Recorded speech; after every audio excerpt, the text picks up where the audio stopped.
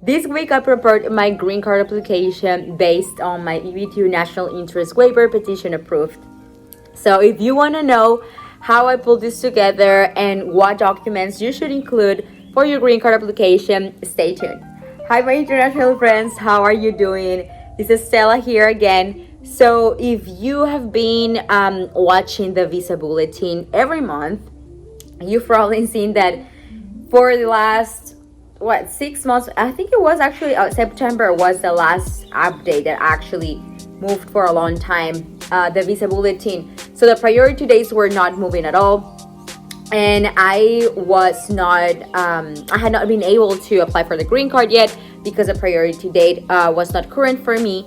And just 2 weeks ago, 2 weeks ago, they announced the Visa Bulletin for June, because as you know, they announced the Visa Bulletin between like the 8th and the 13th, 15th of each month for the following months, right? So if you're in right now in June, right? So in 2 weeks, in the middle of June, they're gonna announce the Visa Bulletin for July, right? So 2 weeks ago, they announced it for June, and they had finally moved it, and they moved it for so it was August 1st, and it's now in October 15th, so about like 2.5 months.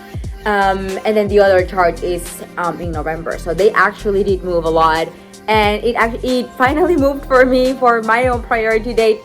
So I prepared the green card application this week, and I just mailed it out 2 days ago on May 31st. And I just wanted to a little bit like walk you through the documents that I included, so you know what to include. Maybe you are preparing right now, maybe the priority date actually moved for you as well, and you want to know what you should include. So I'm gonna leave a picture right over here of the final package, and I submitted a package for me and my husband, so you can see what is included inside of the outer package over here. There's the 2 packets, internal packets for each of us. So I submitted the I-485 form, which is the adjustment of status, and I submitted the EAD petition for the EAD card for the work authorization. That's the I-765 form, and the travel permit as well, which is the I-131 form. And I submitted these 3 documents for the both of us. And so my application was a little bit longer because I was the main petitioner, right? And then he was the derivative, so I had to include a little bit more information there. So just an overview of what that contained, specifically for the I-485 form, which we don't have to be showing I think it was the I-944 form, which was a declaration of self-sufficiency. We don't have to submit that anymore. So that already removed a lot of the work that we were supposed to show. So right now it was the I-485 form that is like 24 pages that you need to include things like that your past addresses for the last 5 years. So if you haven't lived in the same place for the last 5 years, it's probably a hassle to remember all of these addresses as well. Your last foreign address.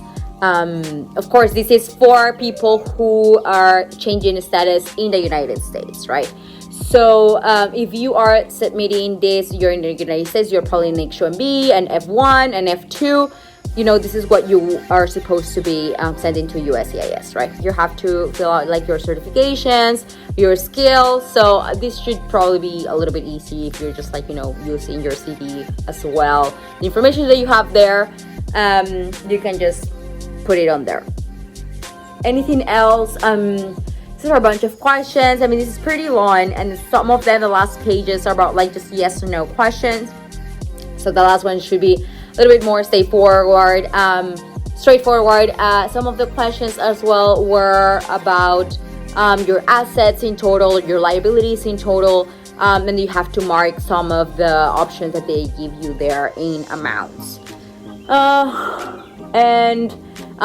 Your past work, if you have been unemployed, if you've been employed, if you've been in school for the past 5 years as well. This is important to include. For, again, both of you and any dependent that you might have, or anyone who is applying with you.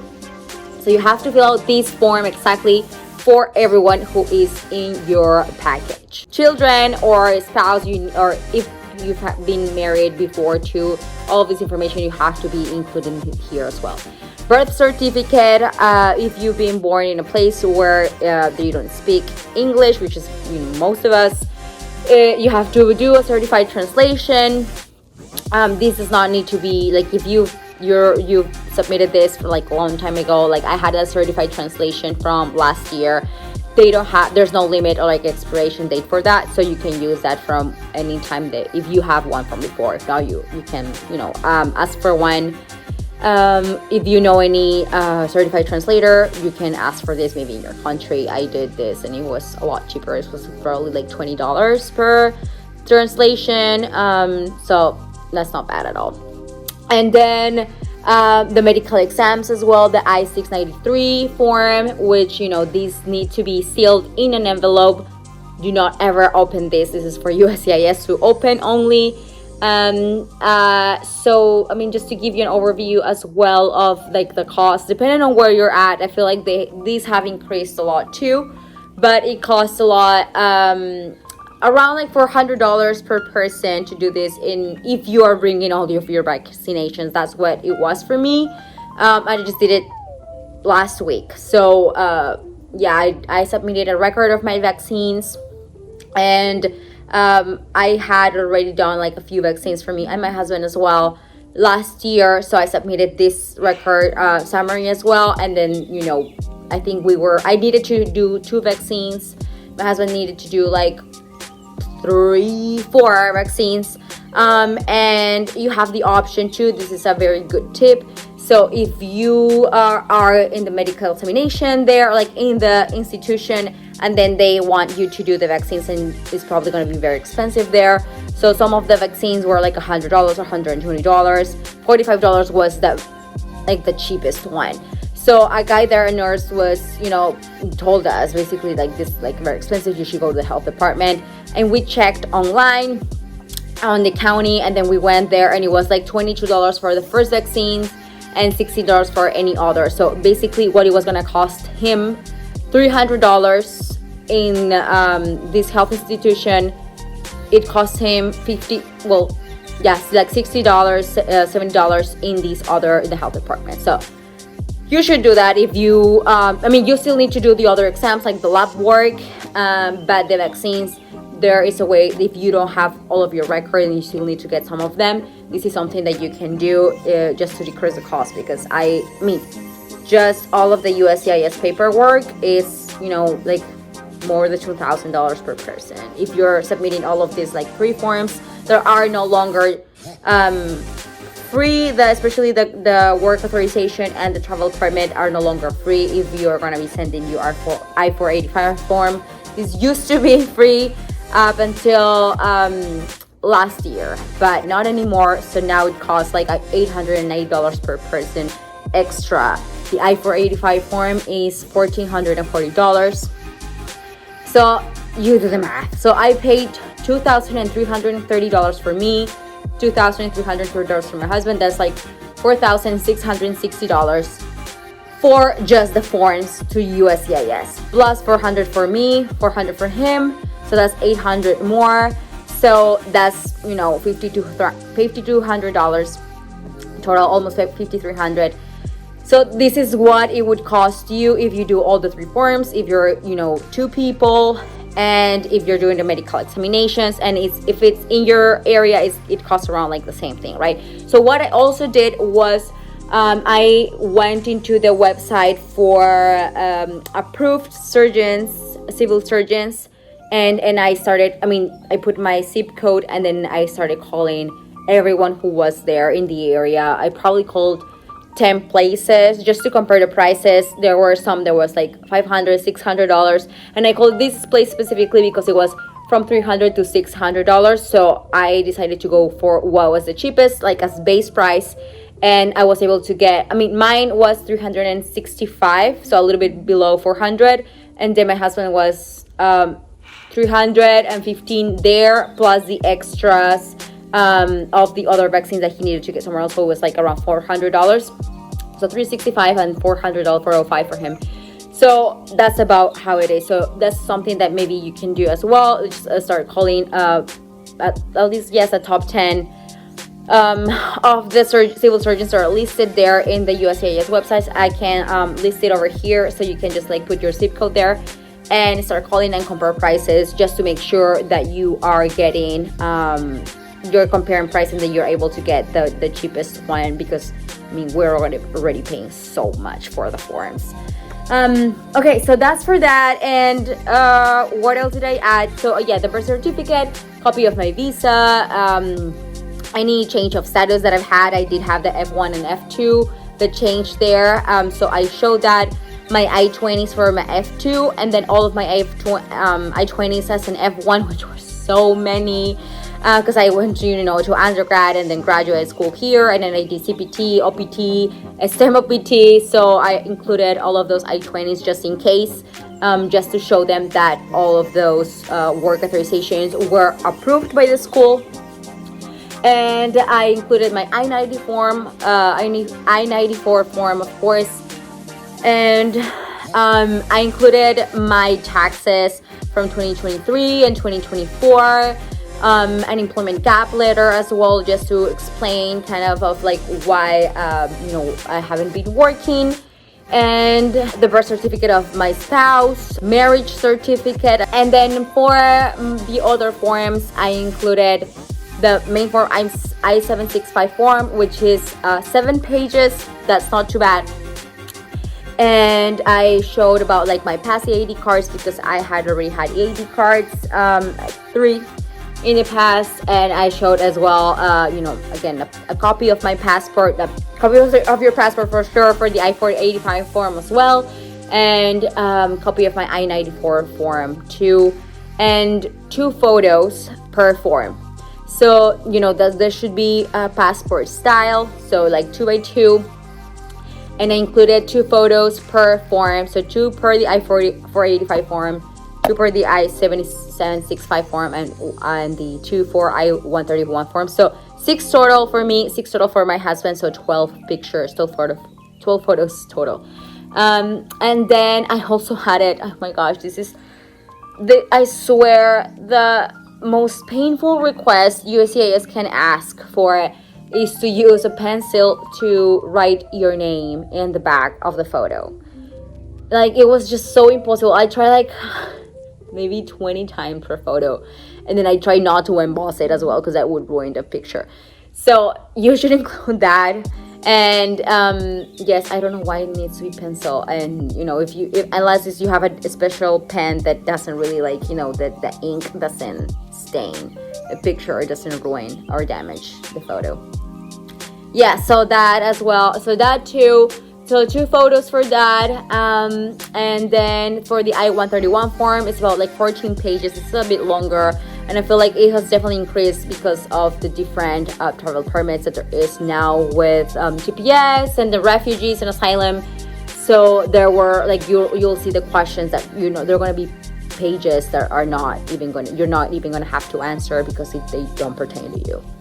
So there were like multiple pages that were blank there for us. And same thing, I-94 form there, copy of your passport, and the 2 photos. So there's that. So this is compared to the EB2 NIW application, the I-140 form.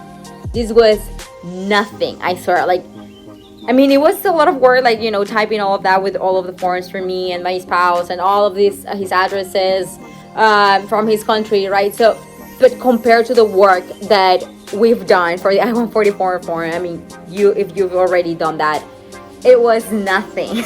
So I'm like, okay, but it was a lot more expensive, so I don't know which one I would take.